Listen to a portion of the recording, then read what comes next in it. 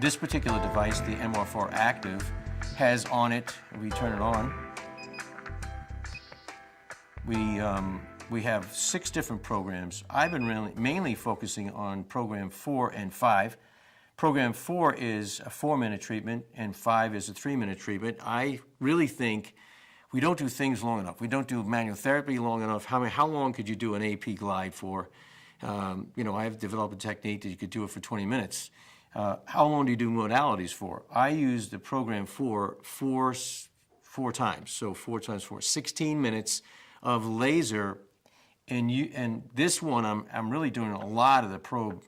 This particular probe is really beneficial, I think, for trigger points. At least I have found it to be. And we're going to see how I use this on a patient so I could do soft tissue mobilization, you know, mainly deep pressure, strumming, the 2 major types of techniques I'm using, and I get great results. So if we turn this on, this particular emitter provides 3 different sources of light. You can see the red light that's flashing, infrared you can't see, infrared broadband, and also the laser are going through this. And again, it focuses right on the spot that you want to treat. So it's not dispersed into the soft tissue like some of the laser units use. So this to me has been a godsend. This particular probe has been very useful.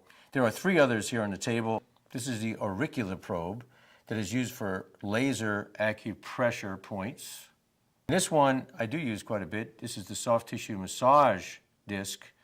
Put over here, and possibly after they're a little sore from this acupressure and mobilization in the soft tissue, we can use this disc to do a massage. This is the corporal probe attaches in here that's used for smaller anatomy, such as the hand, wrist. It's very similar to a dry needling. Actually, this is very similar to dry needling. I don't do dry needling. I think there's only 14, 15 states in the United States that allow physical therapists to get certified in dry needling.